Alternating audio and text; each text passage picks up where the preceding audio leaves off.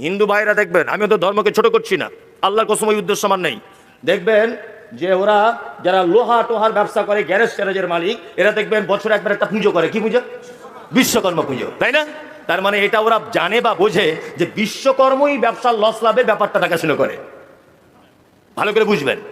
হ্যাঁ, গণেশ আছে। আরো দেখবেন ওরা পুকুরে স্নান করতে গিয়ে সূর্যের সামনে এরকম ভাবে হাত জোর করে, করে না? করে। কারণ হিন্দু ভাইদের একটা দাবি হচ্ছে চূড়ান্ত পর্যায়ের এটা, যে পৃথিবীতে যত নারী পুরুষের আগমন ঘটেছে, আগামী দিনে ঘটবে, সমস্ত নারী পুরুষ গঙ্গা দেবীর সন্তান। ভালো করে বুঝবেন। ওই জন্য ওরা গঙ্গাতে স্নান করতে যদি না পারে, অন্তত পুকুরেও স্নান করার সময় সূর্যকে এরকম ভাবে বলে, মা গঙ্গা দেবী, হায়াত মাও তুমি দিতে পারো, আর কিছুদিন বাঁচবো, একটু এক্সট্রা পাওয়ার দিয়ে দাও। মানে এটাও জানে যে গঙ্গা দেবী বেশি দিন বাঁচাতে পারে, অল্প দিনে মেরে দিতে পারে, এটা ওর দাবি। ভালো করে বুঝবেন। কি বললাম বুঝলেন না? আপনি মহারাষ্ট্রে চলে যান, ওরা একটা কি বেশি পুজো করে? হ্যাঁ, মহারাষ্ট্রের দিকে গণেশ পূজা বেশি করে। হ্যাঁ, মানে গণেশের ওখানে পাওয়ার বেশি। ভালো করে বুঝবেন। আমাদের কলকাতা পশ্চিম বাংলার মানুষ কালী পুজো দুর্গা পুজো বড় করে করে, তার মানে এখানে এদের পাওয়ার বেশি। ভালো করে বুঝবেন। আমি কাউকে ছোট বড় করছি না, আমি বোঝাতে চাইছি হিন্দু ভাইরা হচ্ছে সাবেই। একটা হিন্দু লোককে জিজ্ঞাসা করুন যে এটা কি করে হলো, বলছে উপরওয়ালা করেছে তাই হয়েছে। বলে কি বলে না? বলে। তার মানে আল্লাহ যে একজন আছে, উপরে যে একজন স্রষ্টা আছে, এটা ও জানে। জানে কি জানে না? জানে। তারপরেও এ অনেক দেবদেবীর পূজা করে, এক একজনের আলাদা আলাদা ক্ষমতা আছে বলে এটাও মনে করে, এই জন্য সাবেই। চলুন এবার মুশরিক কাদেরকে বলে আপনাকে সহজ ভাষায় বোঝায়। আল্লাহ নবী সাল্লাল্লাহু আলাইহি ওয়াসাল্লামকে বলা হচ্ছে, নবী আপনি তাদেরকে বলুন আসমান থেকে বৃষ্টি কে বর্ষণ করে? তারা বলবে আল্লাহ। আপনি তাদেরকে বলুন কাবার মালিক কে? তারা বলবে আল্লাহ। আপনি তাদেরকে বলুন সুস্থর মালিক কে? তারা বলবে আল্লাহ। আপনি তাদেরকে বলুন রাত এবং দিনের পরিবর্তনের মালিক কে? তারা বলবে আল্লাহ। তবে আল্লাহ নবী সাল্লাল্লাহু আলাইহি ওয়াসাল্লাম জিজ্ঞাসা করেছিলেন, বলো কাবার মালিক কে? কাবার মালিকের ব্যাপারে জিজ্ঞাসা করা হলে আবু জেহেলের মতো একজন মারাত্মক বড় বেঈমান বলছে আল্লাহ। আসমান থেকে বৃষ্টি কে দিতে পারে? বলছে আল্লাহ। হায়াত মওতের মালিক কে? বলছে আল্লাহ। তবে আবু জেহেল, আবু লাহাব, উতবা, সাইবা, ওই বেঈমান মুশরিকদের একটা আকীদা হচ্ছে এই, আল্লাহ সব ক্ষমতা মানি, তবে এক জায়গাতে আমাদের খুব অ্যালার্জি। কি অ্যালার্জি? বলছে আল্লাহকে ডাইরেক্ট পাওয়া যায় না, দেব দেবীর মাধ্যমে আল্লাহকে পেতে হয়। ভালো করে বুঝবেন। বলুন এবার আপনাকে, আবু জেহেলের এই পদ্ধতি, আবু জেহেলের এই বিশ্বাস, আবু লাহাবের এই বিশ্বাস, উতবার এই বিশ্বাস, সাইবার এই বিশ্বাস, আব্দুল্লাহ ইবনে উবাইয়ের এই বিশ্বাস, মক্কার কুখ্যাত মুশরিকদের এই ঈমান যে আল্লাহকে ডাইরেক্ট পাওয়া যায় না, এই ঠাকুরদের মাধ্যমে আল্লাহকে পেতে হয়। বর্তমানে সারা ভারতবর্ষের মুসলমানদের ভিতরে কিছু মুসলমান, তাদের এই বিশ্বাস আছে না নেই যে আল্লাহকে ডাইরেক্ট পাওয়া যায় না? আছে না নেই? তাদের যদি এই বিশ্বাস থাকে আল্লাহকে ডাইরেক্ট পাওয়া যায় না, তাহলে আবু জেহেলের সাথে এই মুসলমানের কোনো ডিফারেন্স আছে? কোনো ডিফারেন্স নাই। আবু জেহেলও জানতো, কি জানতো? কাবার মালিক আল্লাহ, পানি দিতে পারে আল্লাহ, সূর্যের মালিক আল্লাহ, হায়াত মাওতের মালিক আল্লাহ, এটা আবু জেহেলও জানতো। কিন্তু আবু জেহেল এটা জানতো যে ঠাকুরের মাধ্যমে আল্লাহকে ডাকতে হবে।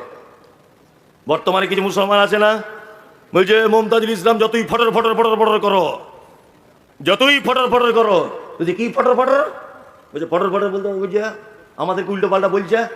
বলছি তা কি হয়েছে? বলছি তুমি যতই লাফালাফি করো, গতদিনও বলেছি, যারা শোনেননি তারা শুনুন, দুটো একটা গতদিনের ওই কথা এখানে বলছি, সোশ্যাল মিডিয়াতে শুনেছেন, ডাইরেক্ট শোনেননি। বলছে গাছে কি আর এমনি ওঠা যায়? ডাল ধরে উঠতে হয়।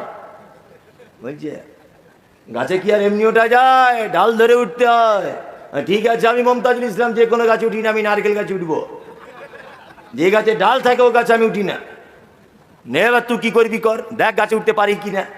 কি বললাম বুঝলেন না? ওসিলা বলছে আল্লাহকে পেতে গেলে ওসিলা ধরতে হবে। আচ্ছা বলুন তো, ওসিলা ধরা ইসলামের জায়েজ না না জায়েজ? জি না, ভুল বলেছেন। ইসলামে ওসিলা জায়েজ, অবশ্যই জায়েজ, তবে সে ওসিলা আলাদা। কি বললাম বুঝলেন না? ওসিলা কি? হ্যাঁ, আমার দিকে ফেরুন, গল্প করবেন না, আপনাকে বুঝিয়ে বুঝিয়ে বলছি। আল্লাহ তাআলা পবিত্র কোরআনে বলছে ফালিল্লাহিল আসমাউল হুসনা ফাদউ বিহা, অবশ্যই আমার অসংখ্য গুণাবলী নাম ধরে তোমরা আমাকে ডাকো। এটা আল্লাহ বলছেন। পাপ করেছেন, রাত 2টোর সময়তে উঠেছেন, 2 রাকাত নামাজ পড়ে আল্লাহকে এটা বলুন, আল্লাহ তোমার নাম গফুর, তুমি ক্ষমা করতে খুব ভালোবাসো, তুমি পরম ক্ষমাশীল। আল্লাহ তোমার নাম রহমান, তুমি অতীব দয়ালু। আল্লাহ তোমার নাম রাহিম, আল্লাহ তোমার নাম রাজ্জাক। আল্লাহ তুমি আমাকে রুজি দাও, আল্লাহ তুমি আমাকে কঠিন করে দাও, আল্লাহ তুমি আমাকে শক্ত করে দাও, আল্লাহ তুমি বিপদ থেকে উদ্ধার করো, আল্লাহ তুমি ওয়াকিল। এইরকম আল্লাহর নাম দিয়ে আল্লাহর কাছে চাওয়া জায়েজ। জায়েজ কি জায়েজ নয়? জায়েজ। 2 নম্বর ওসিলা ধরতে পারেন আপনি, আপনি আপনার ভালো কাজের মাধ্যমে ওসিলা ধরতে পারেন। ওই যে একটা ঘটনা মনে আছে, বানি ইসরাইলের 3টে যুবক ছেলে রাস্তা দিয়ে যাচ্ছিল, বিশাল একটা গর্তের ভিতরে তারা আটকে পড়লো। উপর থেকে একটা পাথর এসে তাদের গর্ত আটকে দিল। একজনা বলছে এখান থেকে বাঁচার কোনো রাস্তা নাই, বলছে জীবনে যদি কোনো ভালো কাজ করো তাহলে আজকে সেটা প্রকাশ করো, আল্লাহ চাইলে ওই ভালো কাজের মাধ্যমে আমাদেরকে উদ্ধার করবেন। একজনা বলল, আল্লাহ আমাকে একজন সুন্দরী মহিলা ব্যভিচারের জন্য ডেকেছিল, আমি বলেছিলাম ইন্নিয়া কাফুল্লাহ, আমি আল্লাহকে ভয় করি। পাথরের 3 ভাগের 1 ভাগ সরে গেল। ঘটনা শুনেছেন? শুনেছেন? পুরো পাথর সরেছিল কি সরেনি? সরেছিল। মাঝে সাঝে যখন বিপদে পড়বেন তখন এইরকম করে দোয়া করবেন, কি আল্লাহ দেবকুণ্ড মাদ্রাসায় 20,000 টাকা দান করেছিলাম, মমতাজুল ইসলাম বক্তা হয়ে এসেছিল, আল্লাহ আজকে বিপদটা, ওই দানটা যদি আমি তোমার জন্যই করে থাকি তাহলে তুমি আমার এই বিপদ থেকে মুক্তি দিয়ে দাও, ইনশাআল্লাহ আপনার বিপদ থেকে মুক্তি পাবেন। নাম্বার 3, আর একটা ওসিলা চলবে। কি ওসিলা? খুব মারাত্মক ডিপলি একটা হাদিস বলছি, এই হাদিসটা আপনাকে বুঝতে হবে ধ্যান দিয়ে, তাছাড়া বোঝা যাবে না। একজন অন্ধ লোক, কি লোক? অন্ধ লোক আল্লাহর নবীর কাছে এসেছেন, এসে বলছেন, আল্লাহর নবী আপনি একটু আমার জন্য দোয়া করে দেন। আল্লাহ, ভালো করে শুনবেন কিন্তু এই হাদিসটা খুব পেঁচালো হাদিস। লোকটা বলছেন, আল্লাহর নবী আপনি আমার জন্য একটু দোয়া করে দেন। আল্লাহ নবী সাল্লাল্লাহু আলাইহি ওয়াসাল্লাম বলছেন, তুমি ধৈর্য ধরো, তুমি ধৈর্য ধরো, ধৈর্য ধরো, আমার দোয়া পেতে চাও? বলছে হ্যাঁ। আল্লাহ রাসূল বলছে ধৈর্য ধরো। লোকটা আবার বলছেন, আল্লাহর নবী আপনি একটু আমার জন্য দোয়া করে দেন। আল্লাহ রাসূল বলছেন, এই শোনো, ধৈর্য ধরো। ধৈর্য ধরে বসে আছে লোকটা। আল্লাহ নবী সাল্লাল্লাহু আলাইহি ওয়াসাল্লাম দোয়া করলেন। কে দোয়া করলেন? শুনুন, আল্লাহ নবী, তাই তো দোয়া করলেন। এবার লোকটা নিজে নিজে দোয়া করছেন, কি বলে দেখুন। এটা তিরমিজির হাদিস, সহিহ হাদিস, এখনই আপনাকে হাদিসটা বার করে দেখিয়ে দিতে পারি, চলুন। তখন লোকটা সাইডে গিয়ে দোয়া করছেন, আল্লাহ আমি একজন অন্ধ মানুষ, আল্লাহর নবী আমার জন্য দোয়া করেছেন, দয়া করে নবীর দুয়ার ওসিলা করে তুমি আমার চোখ দুটোকে ভালো করে দাও। কিসের ওসিলা করলেন? নবীর দুয়ার ওসিলা করলেন, তাই তো। চলুন আর একটা বুখারী হাদিস শোনাই আপনাকে, ওসিলা কেমন করে হয়। হযরত ওমরের নাম শুনেছেন? মারাত্মক লোক, তাই না? হযরত ওমর মারাত্মক। ওমর মানে খলিফা, তখন খলিফা, মুখ্যমন্ত্রী তখন কে? হযরত ওমর। অনাবৃষ্টি দেখা দিল, অনাবৃষ্টি, বৃষ্টি নেই, মাঠের ফসল শুকিয়ে যাচ্ছে চাষিদের। সব লোক দল বেঁধে হযরত ওমরের কাছে এসে বলছে, ওমর আমিরুল মুমিনিন আপনি একটু দোয়া করুন যাতে আসমান থেকে বৃষ্টি হয়। আমিরুল মুমিনিন তখন বলছেন যে আগে আল্লাহ নবীর দুয়ার ওসিলা করে আল্লাহ বৃষ্টি দিত, এখন নবী বেঁচে নেই।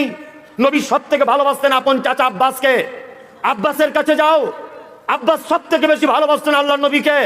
হযরত ওমর বলছেন লোকদেরকে যাও আব্বাসের কাছে যাও, আব্বাস এখনো বেঁচে আছে, নবীর চাচা হিসাবে আল্লাহর দরবারে মনে হয় অনেক সম্মান বেশি, আব্বাসকে গিয়ে বলো দোয়া করতে।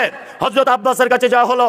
হযরত আব্বাস দোয়া করলেন, আল্লাহ নবীর চাচা আমি এই হিসাবে নয়, মানুষ নবীর চাচা হিসাবে আমাকে বড় ভালোবেসেছে, এই জন্য আমার কাছে এসেছে, দয়াময় মেহেরবানি করে এই বিপদে পড়ে যাওয়া মানুষদেরকে তোমার রহমতের বৃষ্টি দিয়ে ভিজিয়ে দাও। হযরত আব্বাস দোয়া করলেন, অঝরে বৃষ্টি ঝরতে শুরু করে দিল। বলুন সুবুদ্ধি সম্পূর্ণ মানুষেরা হযরত ওমর কি বলতে পারতেন না যে আব্বাসের কাছে যাবে, আমার কাছে কেন এলে? আল্লাহ নবীর কবর আছে ওই তো সামনেই, আল্লাহ নবীর কবরের কাছে গিয়ে বলো যে আল্লাহ নবী তুমি পানির ব্যবস্থা করে দাও। এটা হযরত ওমর বলতে পারতেন কি পারতেন না? পারতেন। মদিনাতে আল্লাহ নবীর কবর ছিল কি ছিল না? ছিল। তো হযরত ওমর এটা বলতে পারতেন না লোকদেরকে, যাও যাও আল্লাহ নবীর কবরে গিয়ে বলো আল্লাহ নবী কবর থেকে কিছু একটা কাজ করবে, এটা বলতে পারতেন কি পারতেন না? পারতেন। তারপরেও হযরত ওমর বলছেন না, নবী পৃথিবীতে নেই, নবী মারা গেছেন, কোন দুয়ার কোন সুপারিশ কবুল হবে না, যাও নবীর চাচার কাছে যাও। তার মানে নবীর কবরে পর্যন্ত চাওয়ার পারমিশন নাই। তা হুজুরের কাছে পারমিশন এলো কোথা থেকে? আলহামদুলিল্লাহ। এবার আপনাকে একটা মজার কথা বলি, ভাবছেন মনে হয় কি বলবে টলবে, এই দেখুন আপনাকে বলছি। এক, নামাজে একটা দরুদ পড়েন, সবাই পড়েন তো? হ্যাঁ, আল্লাহুম্মা সাল্লি আলা মুহাম্মাদ ওয়া আলা আলি মুহাম্মাদ বাংলা মানে হলো আল্লাহ শান্তি বর্ষণ করো মুহাম্মাদের উপরে এবং তার পরিবারের উপরে, কামা সাল্লাইতা আলা ইব্রাহিম, যেমন তুমি শান্তি বর্ষণ করেছিলে ইব্রাহিমের উপরে, ও আলা আলি ইব্রাহিম, এবং ইব্রাহিমের পরিবারের উপরে। এটা করেছি কি করিনি নামাজে? করি। আল্লাহুম্মা সাল্লি আলা মুহাম্মদ, আল্লাহ শান্তি বর্ষণ করো মুহাম্মাদের উপরে। বলুন এবারে, সারা পৃথিবীতে যত মানুষ বর্তমান আছে, গত হয়ে গেছে এবং আগামীতে আসবে, সব থেকে দামি মানুষ নাম কি? মুহাম্মদ সাল্লাল্লাহু আলাইহি সাল্লাম।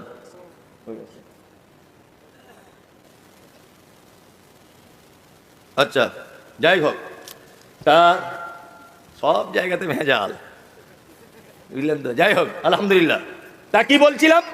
তাহলে পৃথিবীর সব থেকে দামি মানুষ নাম কি? হযরত মুহাম্মদ সাল্লাল্লাহু আলাইহি সাল্লাম। তার নামাজে সলিমুদ্দিন কলিমুদ্দিন সুদখোর মাতাল ওই ঈদের নামাজে যায়, ব্যভিচার করে যায়, মদ খেয়ে যায়, জমি ফাঁকি দিয়ে যায়, মহা বড় পাপী। এই লোকটাও নামাজে তাহলে আল্লাহ নবীর জন্য দোয়া করে না নবীর কাছে দোয়া চায়? কোনটা? নবীর জন্য দোয়া করে, তাই তো? নবীর জন্য দোয়া করে। তাহলে এবার বলছি, পৃথিবীর সব থেকে দামি মানুষ হযরত মুহাম্মদ সাল্লাল্লাহু আলাইহি সাল্লাম। দুই, তারপরে স্থান সাহাবীদের, তাই তো? সাহাবীদের মধ্যে আবার চারজন সুপারম্যান, আবু বকর, ওমর, উসমান, আলী, তাই না? বলুন, আবু বকরের নাম শুনলে কি বলি? রাদিয়াল্লাহু তাআলা আনহু। আল্লাহ তুমি তার উপরে সন্তুষ্ট হও, আল্লাহ তুমি তার উপরে রাজি হও, আল্লাহ তুমি তার উপরে খুশি হও। বাংলা মানে ওমর একই, উসমান একই, আলী একই, আব্দুল্লাহ ইবনে আউফ একই, ইবনে মাসউদ একই, আবু হুরায়রা একই, ইবনে মাসউদ একই।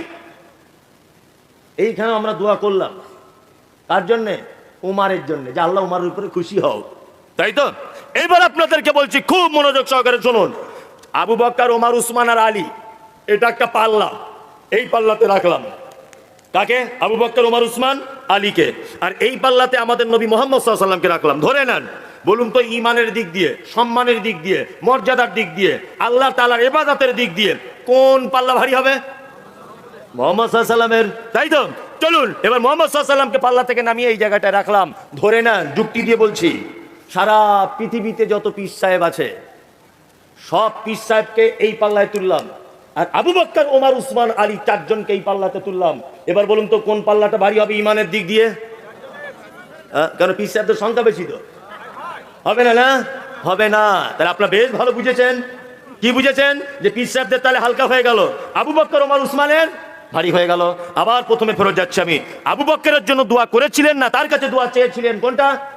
দোয়া করেছিলেন। আল্লাহ নবীর জন্য দোয়া করেছিলেন না দোয়া চেয়েছিলেন? করেছিলেন। তাহলে আল্লাহ নবী পৃথিবীর সব থেকে দামি মানুষ, ওনার জন্য যদি দোয়া করা লাগে, তারপরে দামি মানুষ আবু বকর, ওমর, উসমান, ওদের জন্য যদি দোয়া করা লাগে, তাহলে হুজুরের কাছে দোয়া চাইতে যাব কেন? বরং হুজুরের মাজারে গিয়ে বলবো, আল্লাহ, হুজুর বড় বিপদে পড়েছে, ওকে তুমি কিয়ামতের দিন রক্ষা করো। ওর কাছে কেন চাইতে যাব? ও কি মুক্তার না উকিল যে বাঁচাতে পারবে? নবী পর্যন্ত দুয়ার মুখাপাক্ষি, প্রত্যেক নামাজে পর্যন্ত শিখিয়ে দিয়ে গেছেন উম্মতকে, দোয়া করবে আমার জন্য। তার নবীর জন্য যদি দোয়া করা লাগে, এ কোথাকার জিলাপি হুজুর এ বলে গেল। অনেক জায়গাতে দেখেছি, বলছে মারা গেলে ভিতরে সার্টিফিকেট দেওয়া হচ্ছে। বলছে কোথায় যাবে? বলছে স্বর্গে চলে যাবে। তা মনে মনে বলছি, তোমার হুজুরই তো কিয়ামতের মাঠে নৌকা চালাবে, ও তো নিজেরই ঠিক নাই। কি আশ্চর্য ব্যাপার! এদের উচিত শিক্ষা ঠিক এইভাবে দিতে হবে। কেমন ভাবে জানেন? একটা লোক স্বপ্ন দেখেছে রাতের বেলা, তা পীর সাহেবের কাছে ব্যাখ্যা করতে গেছে। খুব ভালো করে শুনবেন। বলছে, পীর সাহেব, আমি একটা স্বপ্ন দেখেছি। তা বলছে, কি স্বপ্ন? বলছে, আমার ডান হাতে মধু আছে, হ্যাঁ, আর বাম হাতে পায়খানা লেগে আছে। তা বলছে, তারপরে কি স্বপ্নটা কেমন হলো? বলছে, আমি ডান হাতটা আপনাকে দেখাতে এসেছি, বাম হাতটা আপনাকে দেখাতে এসেছি। তখন বলছে, ওরে দুটো হাতই দেখাতে এসছো? বলছে, হ্যাঁ। বলছে, হুজুর, তারপরে দেখছি একটা জিনিস। তো বলছে, কি? বলছে, আমি যেন মধু আর পায়খানাটা নিয়ে আপনার কাছে আবার জানতে এসেছি। তো বলছে, কি হলো তারপরে? বলছে, হুজুর, তারপরে আমি জানতে এসেছি, স্বপ্নে ঘুমিয়ে ঘুমিয়ে দেখতে পেলাম যে, না সরি, ভুল হচ্ছে। বলছে, হুজুর, একটা স্বপ্ন দেখেছি। তা বলছে, কি? বলছে, আমার হাতে যেন মধু, আপনার হাতে যেন মধু, আর আমার হাতে যেন পায়খানা। ঘটনাটাই বলতে ভুল হচ্ছিল, যে আমার হাতে পায়খানা, আপনার হাতে আছে মধু। তখন পীর সাহেব বলছে, দেখেছো পীরের কত কেরামতি, তুমি পাবলিক বলে তোমার হাতে পায়খানা, আমি পীর, ওই জন্য আমার হাতে মধু। বলছে, হুজুর, স্বপ্ন শেষ হয়নি। বলছে তাহলে এরপরে কি আছে? বলছে তারপরে দেখছি আপনি আমার হাতটা চেটে খাচ্ছেন, আমি আপনার হাতটা চাটছি। কি বলছি বুঝতে পারছেন? হ্যাঁ, মারাত্মক ব্যাপার। মানে ও বলতে চাইছে যে আমার হাতে পায়খানা, আপনার হাতে মধু, স্বপ্ন দেখছি। হুজুর বলছে মধু হবে না, আমি পীর সাহেব আর তুমি সাধারণ লোক, তুই পেয়ারার ব্যবসা করো, তোমার হাতে মধু হবে? পীরের কেরামতি নাই। ও তখন বলছে হুজুর স্বপ্ন আমার শেষ হয়নি। বলছে কি করতে হবে? স্বপ্ন শেষ হয়নি বলছে। তারপরে স্বপ্ন দেখছি একটু ঘুম ভাঙানোর পরে আবার ঘুমিয়ে গিয়ে যে মধু আপনার হাতে, ওইটা আমি চাচ্ছি, আর আমার হাতে পায়খানাটা আপনি চাচ্ছেন। মারাত্মক ব্যাপার। এদের উচিত শিক্ষা এইভাবে দিতে হবে, তাছাড়া এই জাতিকে বাঁচানো সম্ভব নয়। মুশরিক এর আকীদা যদি এই হয়, এর চিন্তাধারা যদি এই হয় যে আমার দাদুর মাধ্যম দিয়েই আল্লাহকে পাওয়া যাবে, তাহলে আবু জেহেলের সাথে ওর আর কোনো পার্থক্য নেই। আছে ভালো পাবলিকের মাথা ওয়াশ করে দিয়েছে, বলছে আমরা জলসা করবো, একটা করে ইট আনো আর 100 করে টাকা আনো। ভালো করে বুঝবেন, আরে 100 করে টাকার একটা করে ইট দিয়ে যদি জান্নাত চলে যাওয়া যায়, লোকার নামাজ কালাম পড়ে বলুন? কি আশ্চর্য ব্যাপার! একটা করে ইট আর 100 করে টাকা নে, মাথা হাত গুলে দিয়ে বলছে তুমি স্বর্গে চলে যাবে। আর এ তো গরু ছাগলের মতো কিছু বুঝে না, এ ভাবছে বাবা বড় জায়গায় দিতে পেরেছি, সাংঘাতিক ব্যাপার। কি আশ্চর্য ব্যাপার!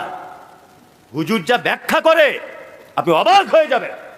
যদি বলছেন আপনি গীবত করছেন, আপনি এটা জানেন যে কয়েকটা মানুষের ব্যাপারে গীবত করা যায়? ধর্মীয় নেতা, ধর্মীয় নেতা কি নেতা নয়, অবশ্যই ভুলটা বলে দিতে হবে।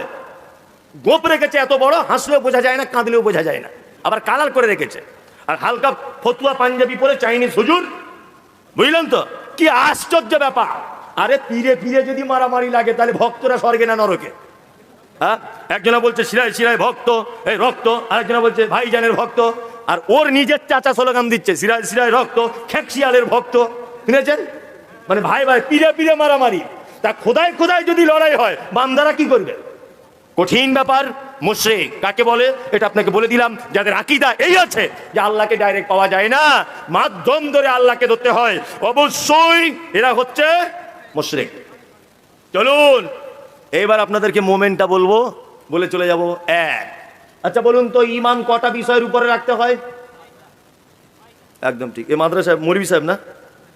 হ্যাঁ, আমি তাই তো ভাবছি যে ও কেন ফটফট করে সব কথা বলে দিচ্ছে। হ্যাঁ, তার মানে পেটে কিছু আছে ওর। আর এমনি যারা বলতে পারছে না, ও গোপাল ভাঁড়ের মতো শুধু মাথা নাড়ছে। কাল সকালে বলবে আরে মমতাজুল কেমন বক্তা, শালা সাংঘাতিক বক্তা, সাংঘাতিক। ও হাসের মাদানি কি বক্তা, ও হরমুজার কি বললো, সহকাতার কি বলেছে, ফাটাফাটি করে দিয়ে চলে গেছে। একদম পীর মুড়ি সব লুঙ্গি খুলে এক গাছে তুলে দিয়েছে। যদি বলে আরে কি বলেছে, ওইটাই তো মনে নেই, তবে দিয়েছে শালা সাংঘাতিক। এটাই আপনার সকালবেলার উত্তর হবে, হবে না? দিয়েছে, কিন্তু কঠিন দিয়েছে। আমি আবার আসছি পাশে, নতুন লিঙ্গি কিনেছি আবার খোলার জন্যে, ওখানে নিয়ে আসবো ইনশাল্লাহ। আর আমি বলে দিয়েছি আমি শাবল কুড়ুল দিয়ে কারু ভাঙতে যাব না, তবে আমি বক্তব্যের মাধ্যমে সোশ্যাল মিডিয়াতে যত বক্তা আছে সবাইকে বলে দিয়েছি, বেরাদার রাহুল শাহিনুর সবাইকে বলে দিয়েছি ফোন করে করে। এখন একটাই বিষয় যে পীর পূজারি, পীর বলে ইসলামে কিছু নেই, এই ব্যাপারে শুধু বক্তব্য চালাও। আর রাহুলকে বলে দিয়েছি সব নাম্বার আমি জোগাড় করছি, তুই শুধু মোনাজারা কর, শুধু মোনাজারা কর আর মোবাইলে ছাড়। কি বললাম বুঝলেন না? আর আবু বক্কর বলে একটা ছেলে দেখবেন ঝাড়খণ্ডের বাড়ি, হ্যাঁ আবু বক্কর, খুব ফলো করবেন, ও এই হাশেম মাদারি মাদ্রাসার ছাত্র, এটা জেনে রাখবেন। ও কিন্তু এখনো কমপ্লিট করেনি, এবার মনে হয় তিরমিজি শরীফ পড়ছে। তা আল্লাহ এত দিমাগ কাজ করে চোখে, আমি অনেক সময় অনেক হাদিস ওকে জিজ্ঞেস করি, হ্যাঁ জিজ্ঞেস করি ওকে, আর আবু বক্কর এটা কোথায় আছে রে, খাট করে কম্পিউটার টিপে বলে দেবে মৌলী সাহেব এটা ওখানে আছে, দেখে নেন। আল্লাহ আকবার। আল্লাহ সবাইকে সব গান দেয় না, সবাইকে দেয় না। দেখবেন আর মোটামুটি 10 বছর অপেক্ষা করুন, পীর সাহেবের বউরা বড় বড় তাল গাছের পাকা তৈরি করে হাওয়া করছে, হ্যাঁ মানে মাছি তাড়াবে ইনশাল্লাহ। মানুষ যা হচ্ছে এখন সচেতন, তাড়াতেই হবে। চলুন এবার আপনাকে বলছি মোমেন্ট, 6টা বিষয় ইমান রাখলে ইমান হয় কটা? 6টা। এক, আল্লাহকে এক বলে মানা, নবীকে শেষ নবী বলে মানা, কোরআনের প্রতি বিশ্বাস করা, কেতাবের প্রতি ইমান রাখা, আর ফেরেশতাদের প্রতি ইমান রাখা, আখিরাতের প্রতি ইমান রাখা, ভাগ্যের ভালো মন্দের উপরে ইমান রাখা। আপনাদের গ্রামে একটা ছেলে MA পাস, আচ্ছা বলুন তো তাকে কেউ স্যার বলে ডাকে? ডাকে না তো, কেন? হ্যাঁ, চাকরি পেলে ডাকবে, এ ভালো বোঝে কিন্তু, চাকরি পেলে ডাকে। নামাজ পড়ো তো ভাই, নামাজ পড়ো, 5 দিন হলো ধরেছো, তোমাকে তো ফুল দিয়ে বরণ করা ভালো। এসেছি না ভাই, তুমি এইখানে এসো, মানে কন্ট্রাক্টে, মানে জলসা পরের দিন ছেড়ে দেবে নাকি? তাহলে ও যতদিন যাবে না ততদিনও নিয়ত করেই রেখেছে, মানে ওই ভাগ্যের উপরে যে ভালো মন্দ তারপর ইমান। জি, তো ও যে বাইরে যাবে কোনো গ্যারান্টি আছে? হ্যাঁ, কোনো গ্যারান্টি আছে? তারপরেও এখনো পর্যন্ত বলছে বাইরে যাবো, তার আগে পর্যন্ত পড়বো। যাক, ও একেবারে খারাপ নয় আর কি। যাই হোক, ও যদি এই মুহূর্তে দুনিয়া ছেড়ে চলেও যায়, তা আল্লাহ তাআলা হয়তো বাকি দিনের নামাজ না পড়ার পাপটা হয়তো ক্ষমা করে দিতে পারে, যদি তওবা করে নেয়, ক্ষমা করে দিতে পারে। যাই হোক, আমি ওইদিকে যাচ্ছি না। তাহলে মাধ্যমিক pass, MA pass, BA pass, double MA, কেউ স্যার বলে না। স্যার উপাধি পেতে গেলে কি করতে হয়? স্কুলের সঙ্গে যুক্ত হতে হয়। যদি কোনো চাকরি না পাও তাহলে অন্ততপক্ষে খিচুড়ি স্কুলে হাতা ঘোরাতে হবে। বিরিয়ানি প্রতিদিন হচ্ছে স্কুলে, এই বিরিয়ানি তোমার রান্না করতে হবে ICDS এর, তাই না? তবুও তোমাকে দিদিমণি বলবে। কিছু যদি মাস্টার না হতে পারো, স্কুলে ঘন্টাটাও বাজাতে হবে, তবে তোমার নাম হবে স্যার, তার আগে নয়। এই যে 6টা জিনিস বিশ্বাস করলাম, আপনি এখনো স্যার হতে পারেননি, আপনি ডিগ্রি অর্জন করেছেন ইমানের, এখনো মোমেন হতে পারেননি। মোমেন হতে গেলে কি কি লাগবে? কে কি? আপনার ভিতরে কয়েকটা গুণ থাকবে, এই গুণগুলো বলে দেবো। ইনশাল্লাহ আমরা মোমেন হব সকলে, ইনশাল্লাহ। ইনশাল্লাহ ভুল ত্রুটি যা আছে সব নিজেদের ভিতরে আজকে সব কিছু তওবা করে দিয়ে বাড়ি যাবো, ইনশাল্লাহ। ইনশাল্লাহ, মাশাআল্লাহ। একটা একটা করে শুনুন। আল্লাহ বলছেন, ইন্নামাল মুমিনুনা আল্লাযীনা ইযা যুকিরাল্লাহু ওয়াজিলাত কুলুবুহুম ওয়া ইযা তুলিয়াত আলাইহিম আয়াতুহু যাদাতুহুম ঈমানান ওয়া আলা রাব্বিহিম ইয়াতাওয়াক্কালুন।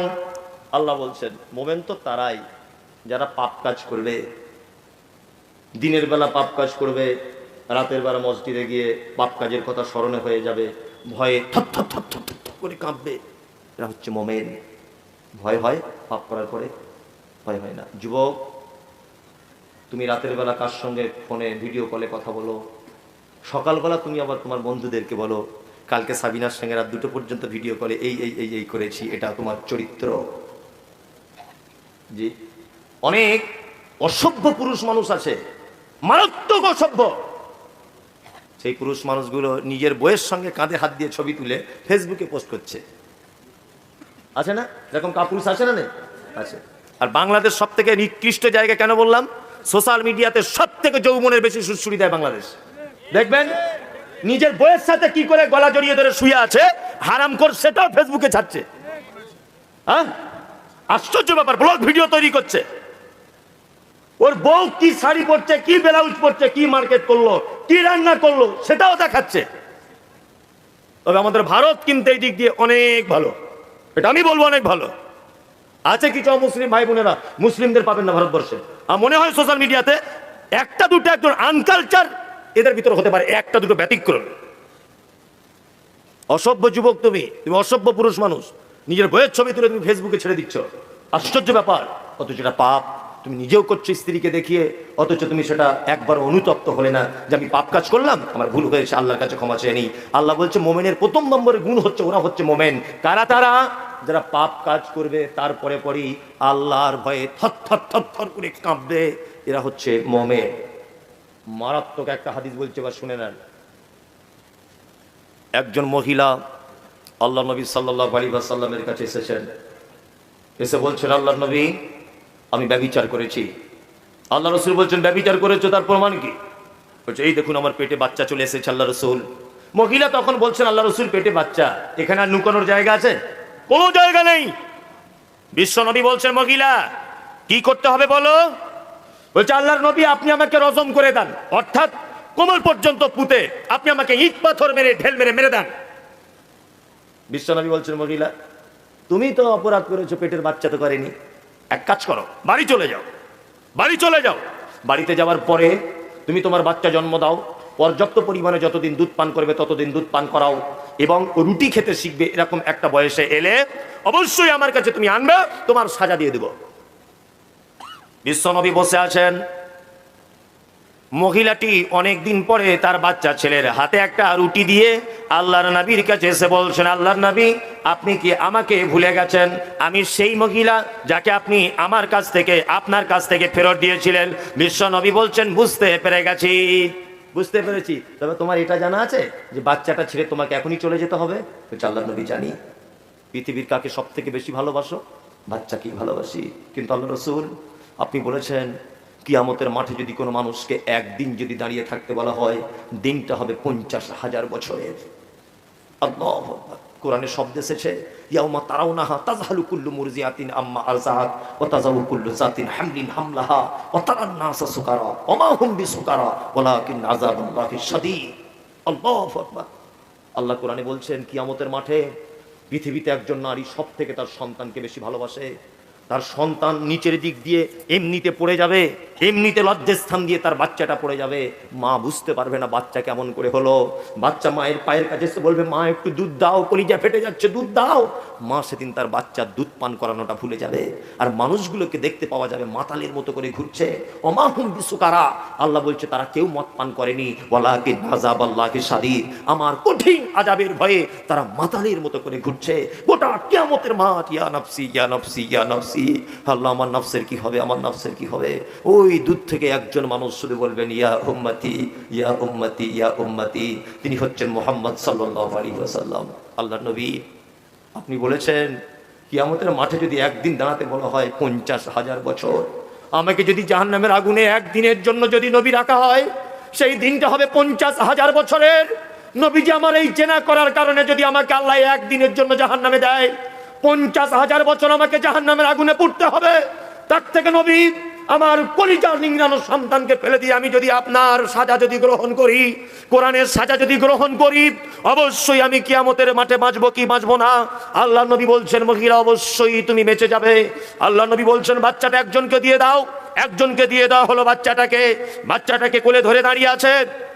মহিলাকে নিয়ে যাওয়া হলো ফাঁকা ময়দানে, কোমর পর্যন্ত পুঁতে দেওয়া হলো, ইট পাথর দিয়ে মহিলাটাকে মারতে শুরু করে দেওয়া হলো। আল্লাহ নবীর একজন সাহাবী, নাম হলো তার খালিদ বিন ওয়ালিদ। খালিদ বিন ওয়ালিদ বলছেন, এত বড় একটা পাথর নিয়ে আমি এম করে মেরেছি তার মুখে, মহিলাটার মুখ থেকে রক্ত ছিটকিয়েছে, আমার মুখে লেগে গেল।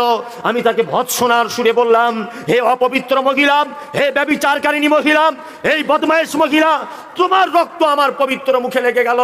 এই বলে যখন গালাগালি করছে, আল্লাহ নবী সাল্লাল্লাহু আলাইহি ওয়াসাল্লাম দরজা খুলে বার হয়ে বলছে, কে তোমরা ভৎসনা করছো বলো। খালিদ বিন ওয়ালিদ বলছেন, আল্লাহর নবী আমি। বিশ্ব নবী বলছেন, খালিদ শোনো, এই মহিলাটা বিচার করেছে, তার বাচ্চা জন্ম দিয়েছে, নিজের কলিজা নিংড়ানো সন্তানকে এই দেখো কার কোলে রেখে দিয়ে নিজে মরতে বসেছে আল্লাহর ভয়ে, আল্লাহর আযাবের ভয়ে। আমি মুহাম্মদ সাল্লাল্লাহু আলাইহি ওয়াসাল্লাম বলছি, এই মহিলাটি যে তওবা করেছে, এই মহিলাটি আল্লাহকে যে ভয় করেছে, এই মহিলাটি আল্লাহর দরবারে যতটা ক্ষমা পেয়েছে, এর ক্ষমাটা যদি, এর ওই অনুতপ্তটা যদি মক্কার একেবারে পাপী মানুষদের মাঝখানে বিলি বন্টন করে দেওয়া হয়, অজস্র পাপী মানুষ যারা কোনোদিন জান্নাতে যাবার চান্স পাবে না, ওই একজনের তওবা করার কারণে তারাও সব ক্ষমা পেয়ে যাবে। আল্লাহু আকবার। আল্লাহ তাআলা বলছেন, ইন্নামাল মুমিনুনা আল্লাযীনা ইযা যুকিরাল্লাহ, মুমিন তো তারাই যারা পাপ করবে, পাপ করার পরে পরে ভয় হয়ে গেলে ভয় থরথর করে কাঁপবে। আল্লাহ আমার স্ত্রীর সঙ্গে পাপ করেছি, আল্লাহ আমার বোনের সঙ্গে ভুল করেছি, আল্লাহ আমার ভাইয়ের সঙ্গে ভুল করেছি, আল্লাহ তুমি আমাকে ক্ষমা করে দাও। দুই, আল্লাহ তাআলা বলছেন, ওয়াইজা তুলিয়াত আলাইহিম আয়াতুহু যাদাতুহুম ঈমানাও ওয়া আলা রাব্বিহিম ইয়াতাওয়াক্কালুন। মুমিন হচ্ছে দ্বিতীয় নম্বরের গুণে গুণান্বিত। তাদের সামনে যখন আমার নিদর্শনাবলী যখন পেশ করা হয়, তখন তার ঈমান, যাদাতুহুম ঈমানা, তার ঈমান বৃদ্ধি পায়, তার ঈমান বেড়ে যায়। এখানে ব্যাখ্যা দুই প্রকারের। এক, কোরআনের আয়াত পড়লে ঈমান বাড়ে। বাড়ে কি বাড়ে না? বাড়ে। আপনাদের বাড়ে? বাড়ে না। মনে আছে হযরত ওমর রাস্তা দিয়ে যাচ্ছিলেন, আর কোরআন তেলাওয়াত শুনে বিস্তারিত ঘটনার গুণের ব্যাপারে কোরআন শুনে মুগ্ধ হয়ে ইসলাম কবুল করেছিলেন। ঘটনা মনে আছে? মনে আছে? আজও পর্যন্ত এখানে কোন হাজী সাহেব আছেন স্টেজে? কে হাজী সাহেব আছেন? হাজী সাহেবকে দিয়ে কথাটা ভালো প্রমাণ করা যাবে। ভেতো বাঙালি ভাত খায়, কিছু বুঝে না, বাংলা একটু আধটু পড়তে জানে, আরবির হ বুঝে না। এইরকম লোক দেখবেন কাবা শরীফে হজ করতে যায়। Ethiopia, Tanzania, German, Japan, Uzbekistan, Pakistan, Bharat, Bangladesh, সারা পৃথিবীর বিভিন্ন ভাষাবলম্বী মানুষেরা তারা কাবা শরীফে যায় একত্রিত হয়ে হজ করতে। কিন্তু আব্দুর রহমান আস-সুদাইস, আল্লাহু আকবার, যখন কোরআন তেলাওয়াত করেন এত কান্না করেন, অজস্র বাঙালিরা যারা কোরআনের কিছুই বোঝে না তারা পর্যন্ত হাউ হাউ করে কাঁদে। কাঁদে কি কাঁদে না? কাঁদে। কিসের কারণে? আল্লাহ বলছেন, আয়াতুহু যাদাতুহুম ঈমানা। তাদের সামনে যখন আমার আয়াতকে তেলাওয়াত করা হয়, তাদের ঈমান বেড়ে যায়। দুই, আল্লাহর কিছু নিদর্শনাবলী রয়েছে পৃথিবীতে, এই নিদর্শনাবলী দেখে ঈমান বাড়তে হবে। নিদর্শনাবলী চোখে দেখতে পান? পান? ভাই মাশাআল্লাহ, দুটো একটা নিদর্শনাবলী বলি। দার্জিলিং বেড়াতে গেছেন কেউ? অনেক। লক গার্ডেন বলে একটা জায়গা আছে না? আছে? আছে। ওখানে গেলে আল্লাহ দেখতে পাওয়া যায়। যদি বলছে আল্লাহ দেখতে পাওয়া যায়, হ্যাঁ ওখানে আল্লাহ দেখতে পাওয়া যায়। লক গার্ডেনে, সুন্দরবনে যান, আল্লাহ দেখতে পাবেন।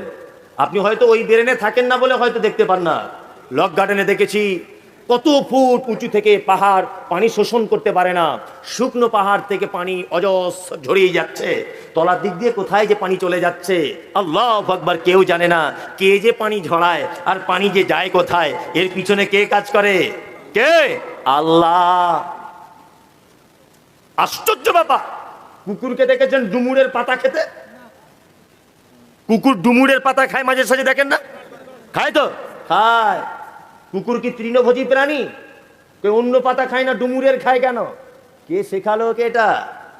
কে বলে দিল যে তুই অসুখে পড়ে গেলে ডুমুরের পাতা খাবি? কে বলল? সব গাছের পাতা দেখবেন সোজা। নিম গাছের পাতা দেখেছেন করাতের মতো ক্যাচকাটা ক্যাচকাটা, দেখেছেন?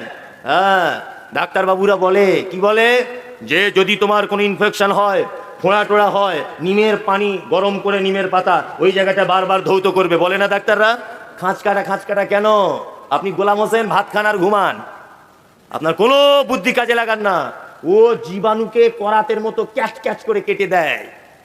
এটা ইশারাতে বুঝে নিতে হবে। মুহাম্মদ সাল্লাল্লাহু আলাইহি ওয়াসাল্লাম মৃত মানুষকে গোসল করাতে বলেছেন কুলের পাতা দিয়ে। বলুন তো তখনকার দিনে কুলের পাতা বেশি ছিল না খাজুরের পাতা বেশি পাওয়া যেত?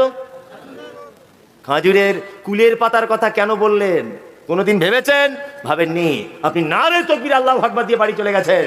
অথচ চিকিৎসা বিজ্ঞানীরা বলছে যে কুলের পাতা এমন এক জীবাণুনাশক একটি জিনিস যে অবাক হয়ে যাবেন। কারোর স্কিনের উপরে দাগ, হাজা, চুলকানি, পাচড়া যাই হোক, কুলের পাতা পানিতে দিয়ে ভালো করে ফুটিয়ে ওই পানি দিয়ে ওই জায়গাগুলো ভালো করে ধৌত করবেন, 1 সপ্তাহে ভালো হয়ে যাবে ইনশাল্লাহ।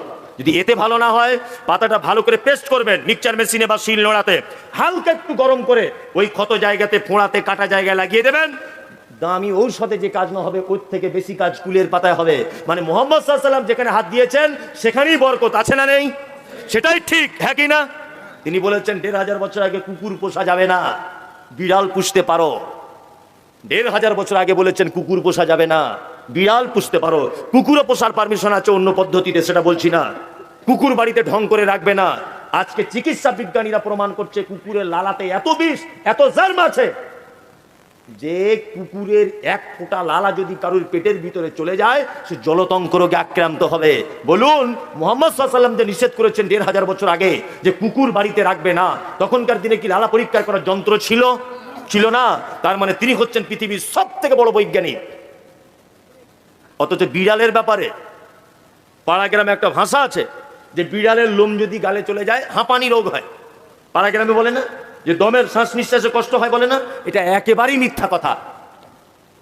যদি বলছেন আপনি কি দাঁড়াচ্ছেন নাকি, জি না, আমি মোবাইলে বিভিন্ন ওয়েবসাইটে, আমার ল্যাপটপে বিভিন্ন ওয়েবসাইটে গিয়ে এগুলো খুঁজে খুঁজে বার করি যে হযরত মুহাম্মদ সাল্লাল্লাহু আলাইহি ওয়াসাল্লাম কুকুর পুষতে কেন মানা করলেন।